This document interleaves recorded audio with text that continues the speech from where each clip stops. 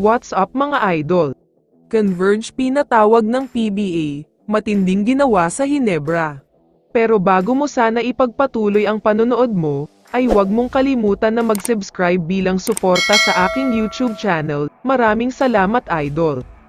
Para sa mga hindi nakakaalam, isang big win ang nakuha ng Barangay Hinebra kontra sa Converge Fiber Xers. Medyo kinabahan ng husto ang mga Hinebra fans sa first half, dahil mainit talaga ang laro ng Converge lalo na si Alex Stockton.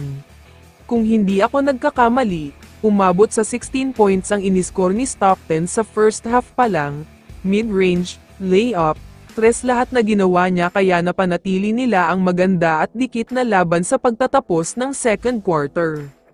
Pero nagulat ang mga fans sa Cagayan de Oro, tila bumagyo dahil nagpaulan ng tres ang Hinebra sa third quarter.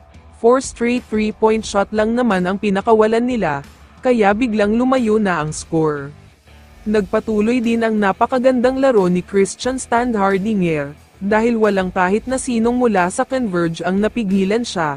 Sobrang unstoppable talaga siya kaya nakapagtala ng almost triple-double sa laban na ito. Tuluyan na nga nagtapos ang laban sa score na 105-93. Si The Bulldozer na rin ang naging best player sa laban na ito matapos siyang magtala ng halimaw na stats. Meron siyang 32 points, 12 rebounds and 2 assists.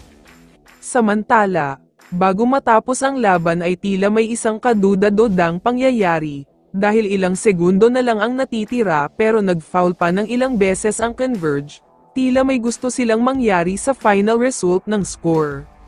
Pati si Nards Pinto na kilalang magaling na free throw shooter ay hindi na ipasok ang mga tira niya, 2 missed free throws sa dulo tapos ay nag-foul pa ang Hinebra kahit patapos na, missed free throw din para sa Converge. Kaya naman maraming fans ang nakapansin na tila tumaya daw sa betting sites ang ilan sa mga players, medyo nakakapagtaka daw kasi ang sunod-sunod na foul sa dulo ng laban tapos ay madami pa ang minties sa free throws. Kaya naman ayon sa iba't ibang mga source, magkakaroon daw ng investigasyon si Commissioner Willie Marshall sa mga players ng Converge at kay Nards Pinto, at titignan daw mabuti kung totoo nga ba ang mga speculation. Kapag napatunayan na tumaya sila sa mga betting sites, aalisin na ang sports license nila, at posible pang magmulta at masuspend, kaya naman nakalagay sila sa alanganin ngayon pati na ang basketball career nila.